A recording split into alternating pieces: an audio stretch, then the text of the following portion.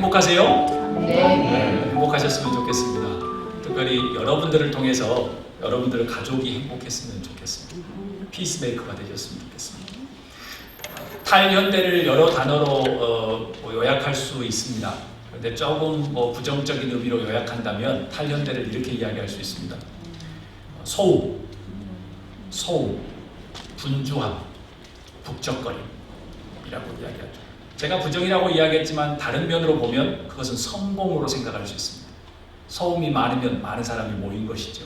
바쁘면 성공이죠. 북적거리면 잘 되는 거 아니겠습니까? 사업도 어디도 교회도. 바쁘고 많고 크고 화려하고 새 것이 좋다고 생각하는 것, 좋은 것을 넘어 진리라고 생각하는 것, 그것이 성공이라고 박수치는 세상, 포스트 마던에서 우리는 지금 살고 있습니다. 정신분석학자 칼 융, 제가 아주 좋아하는 분이시죠. 칼 융이 이렇게 이야기했습니다. 바쁨은 악마와 같은 것이 아니라 바쁨은 악마 자체라고 이야기했습니다. 어색하실 수 있을 겁니다. 세계에서 아시겠지만 칼 융의 글을 인용 안 한 사람은 없을 정도로 유명하죠. 바쁨이 성공이라고 믿는 세상에 아주 묵직한 울림을 주는 겁니다. Hurry is not of the devil, it is the devil. 오늘 말씀 제목이 한번 다 함께 따라합니다. 묵상의 바다를 항해하라. 묵상의 바다를 항해하라. 묵상의 바다를 항해하라. 왜 묵상의 바다라고 했을까요? 인간이 지구의 모든 것을 거의 정복했습니다. 그런데 정복하지 않은 딱 한 가지가 있는데 그게 어디냐면 바다입니다. 영적인 세계가 바다처럼 광대하다는 것입니다. 그냥 해변에서 발 한번 슬쩍 담궈놓고 영적인 세계를 안다라고 하면 큰 코가 다치는 겁니다. 그냥 슬쩍 예배 한번 드리고 말씀 잠깐 봤다고 해서 영적인 세계를 안다라고 생각하면 큰 오산입니다. 어떠한 세상의 나라도 어떠한 세상의 기업도 바다를 정복했다고 하는 기업은 하나도 없습니다. 그만큼 깊이가 있고 넓게 항해하거나 묵상하지 않으면 알 수가 없다는 거예요. 예를 들어서 자기의 영적인 공간이 대접, 접시 그릇이다 라고 생각하면 날마다 넘치거나 또 고갈되어서 마르거나 아니면 옆에 사람이 밟혀서 깨집니다. 그래서 날마다 삐지고 날마다 쓰러지고 날마다 울고 불고 하죠. 자신의 영성의 공간이 우물처럼 되었다 라고 생각하면 제법 큰 것이죠.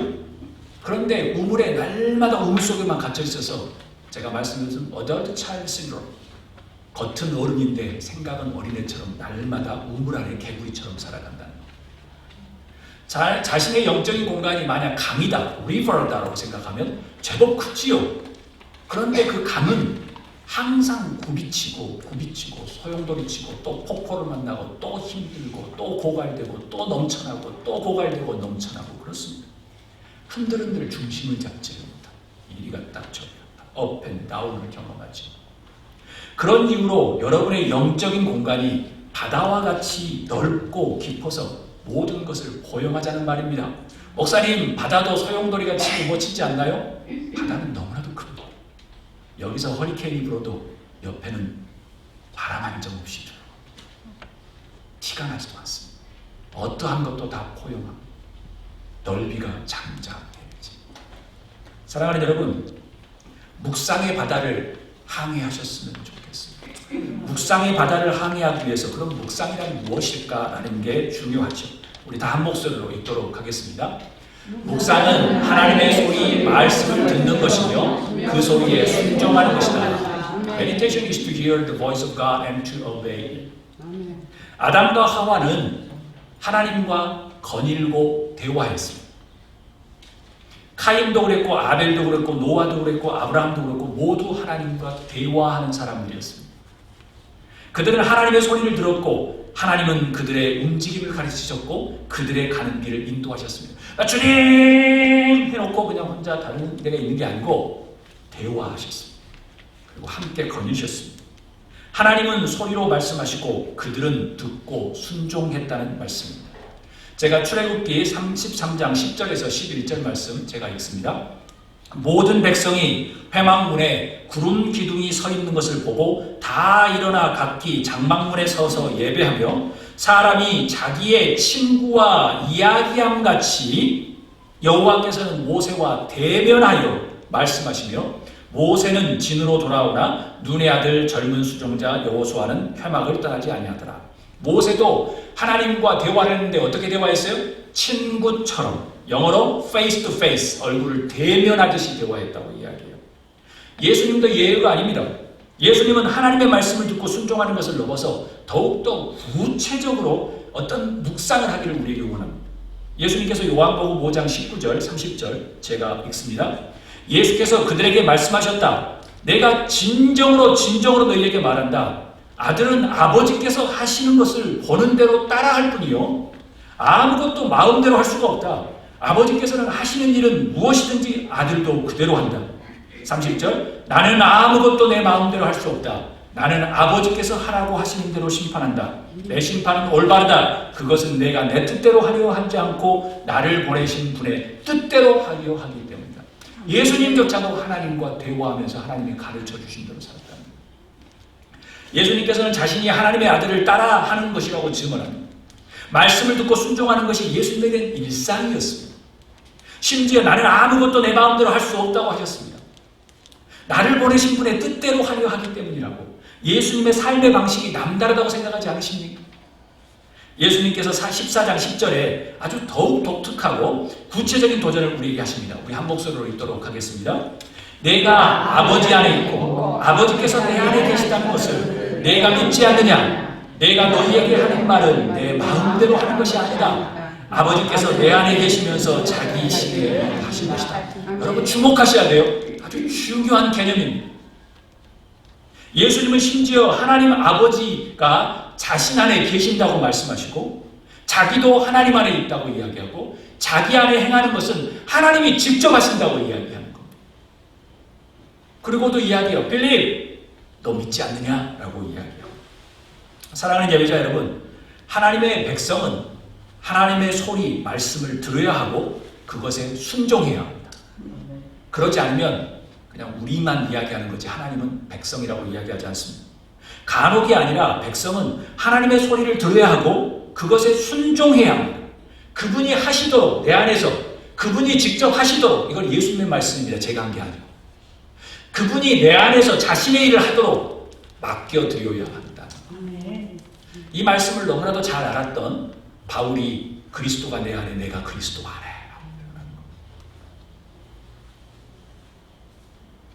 묵상은 이것입니다. 하나님이 하나님의 일을 하시게끔 여러분을 통해서 하나님의 살아계심을 일상의 삶에서 현장에서 경험하고 재현하는 것이 묵상입니다. 즉 묵상이 없는 신앙은 신앙이 아닌 겁니다. 우리끼리 동창회 모임하고 있는 거예요. 그냥 겉만 이것이지 전혀 묵상이 없는 것은 하나님하고 상관이 없는 겁니다.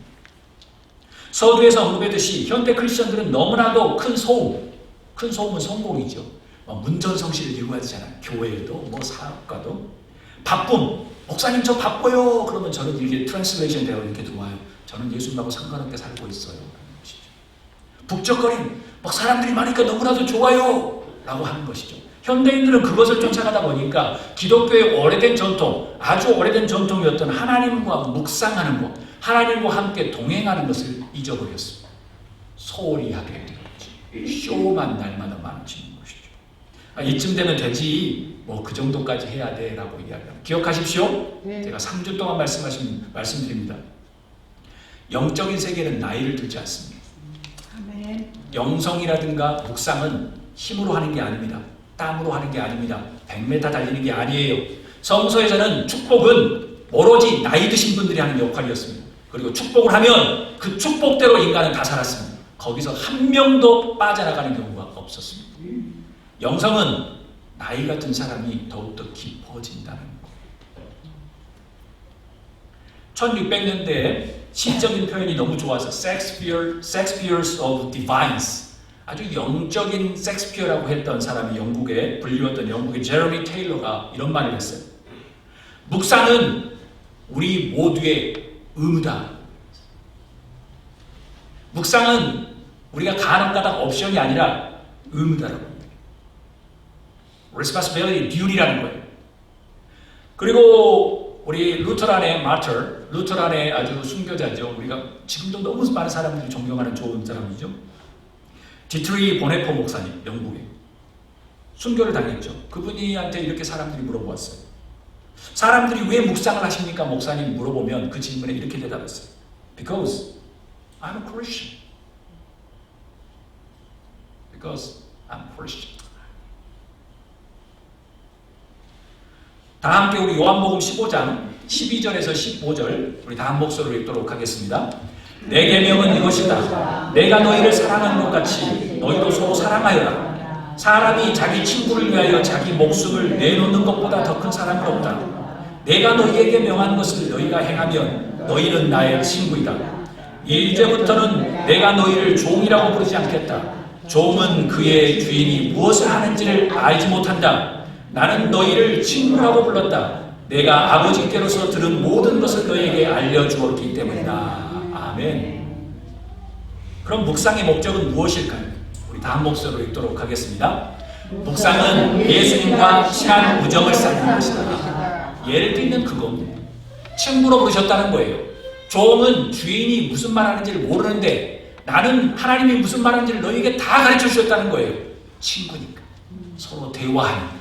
아브라함에게 이야기했던 것처럼, 카인에게 이야기했던 것처럼, 노아에게 이야기했던 것처럼 다 가르쳐 준다는 거예요. 여러분도 한 번쯤은 읽어보셨을 기독교의 고전이었던 그리스도를 본받아라는 책이 있을 겁니다. 아마 뭐 탑 10 안에 들 거예요. 정말 없는 그 책이 없는 미국의 가정이나 한국의 가정도 없을 거예요. 저도 뭐 거의 중학교 때 읽었던 책이니까. 영어로 말하면 The Imitation of Christ. 저자가 누구냐면 토마스 아켄피스예요. 그 사람이 묵상을 이렇게 이야기했어요. 예수님과 함께 친한 친구가 되는 것. 그것을 묵상이라고 합니다. 예수님은 우리를 친구로 부르셨습니다. 친구는 이겁니다. 이심전심이라는 거예요. 명함 하나 받아가지고 내 저 사람 잘한다고 이야기한 게 아니고 저 사람하고 자주 식사도 하고 저 사람하고 자주 놀러도 다니고 자주 이야기도 하고 저 사람이 무슨 생각하는지도 아는 거예요. 그래서 예수님의 비유가 정확해요. 너희는 주인과 종이 아니야. 종은 주인의 뜻을 몰라. 그렇지만 친구는 다 가르쳐주는 거야. 다 아는 거야. 사랑하는 여러분, 하나님의 아버지의 소리를 듣고 순종하는 관계, 친구가 되는 것. 예수님처럼 하나님이 내 안에 들어와서 하나님의 일, 자신의 일을 우리를 통해서 하는 것. 그 친구가 되는 것. 그게 곧 묵상이고 그게 곧 신앙이라는 거예요. 우리 다 함께 요한계시록 3장 20절 우리 알렉스가 읽었는데요. 다 한 목소리로 읽도록 하겠습니다. 보아라, 내가 문 밖에 서서 문을 두드리고 있다. 누구든지 내 음성을 듣고 문을 열면 나는 그에게로 들어가서 그와 함께 먹고 그는 나와 함께 먹을 것이다. 아멘. 또 하나의 하나님 묵상의 목적은 무엇일까요? 우리 다 한 목소리로 읽도록 하겠습니다. 묵상은 예수님께 움직이는 성전을 만들도록 내 자신을 드리는 것이다. Meditation is giving myself to build a moving sanctuary to Jesus Christ. 어디에 움직이는 성전을 만들어야 할까? 어디에 만들어야 할까요? 여러분의 감정, 여러분의 정성, 여러분의 과거, 기억, 그 다음에 여러분의 영적인 공간. 그곳에 예수님이 오셔서 성전을 만들어야 된다는 거예요. 그러기 위해서 예수님을 초청을 들어야 하고 문을 열어야 해요. 예수님이 문을 두드린다고 하는데, 그런데 우리가 너무 시끄럽고 너무 바쁘고 너무 북적거리면 문을 듣지를 못해요. 만약 문을 열더라도 우리 안에 너무 성공만 가득 차 있고 돈만 가득 차 있고 자녀들 잘 되는 것만 가득 차 있고 남을 욕하는 거, 험담하는 것만 가득 차 있으면 예수님이 들어오실 수가 없어요. 문도 당연히 못 열겠지만. 잡다한 음상들로 가득 차 있는데 들어올 수가 없지요. 들음과 순종은 보사하고 우리를 성령이 구하실 처소라고 우리를 이야기했는데, 너희는 하나님의 성령이 구하는 처소야라고, 거룩한 성소라고 우리를 이야기했는데, 예수님의 초청은 보사하고 하나님의 성령이 구하실 처소가 되지 않는 거예요. 왜요? 우리 안에 너무나도 시끌벅적하거든요. 너무나도 바쁘거든요. 너무나도 바쁘고 너무나도 시끌벅적하고 너무나도 소음이 많거든요. 리차드 포스터의 그의 책 Celebration of Disciples, Discipline, 뭐 미국 가정에 없는 책이 없을 정도로 아주 많이 읽었던 책입니다. 그 사람이 사용하는 용어 중에 하나가 움직이는 성전이에요. Portable Sanctuary. 걸어다니는 하나님의 성전이에요. 그것은 그 사람이 만든 용어가 아니라 이미 예수님께서 성경을 통해서 말씀하신 거예요. 하나님이 내 안에, 내가 너 안에. 그 다음에 예수님이 내 안에, 내가 예수님 안에. 너희는 하나님이 거하시는 성전이라고 이야기해요. 우리가 거룩한 성전이라는 거예요. 문 밖에서 두드리시는 예수님의 초청은 다름 아닌 우리 안에 성령이 거하실 처소, 움직이는 생추어리, 움직이는 살아있는 성전으로 세워가는 기회이며 시작이라는 거예요. 묵상으로 인하여 움직이는 성전으로 세울 수 있기를 주여 부탁합니다. 아멘. 그럼 언제 우리가 묵상을 해야 할까요? 데살로니가전서 5장 17절에 보면 이렇게 이야기해요. 쉬지 말고 기도하라. 당연히 매일이겠죠. 그 다음에 우리의 일상이겠죠. Pray without ceasing이라고 하는 거예요. 그래서 묵상은 매일 매순간 일생을 포함하기 때문에 그래서 뭐 항상 있어져야 되는 거예요. 그렇지만 유의사항이 있어요. 어디서 하든 저는 괜찮아요. 그렇죠? 유의사항이 있어요. 우리 다 한 목소리로 읽도록 하겠습니다. 묵상은 개인적인 시간과 공간을 확보해야 합니다. Set aside specific times and places for contemplation. 소음이나 분주함이나 그리고 북적거림에서 자유한 공간과 시간을 확보해야 돼요. 세상의 사람들을 제가 이렇게 구분할 수 있어요. 오늘 말씀을 보면 소음과 분주함과 북적거림이 성공이라고 쫓아가는 사람들, 그리고 반대로 개인적인 장소와 시간을 확보하려는 사람들. 달리 표현하면 이거예요. 인간은 개인적인 장소와 시간을 확보하기 위해서 하루가 존재하려고 하는 사람들, 개인적인 시간과 장소를 확보하지 않고 오로지 사람들이 북적거리는 성공만 쫓아가는 사람들, 두 부류로 나눌 수 있다.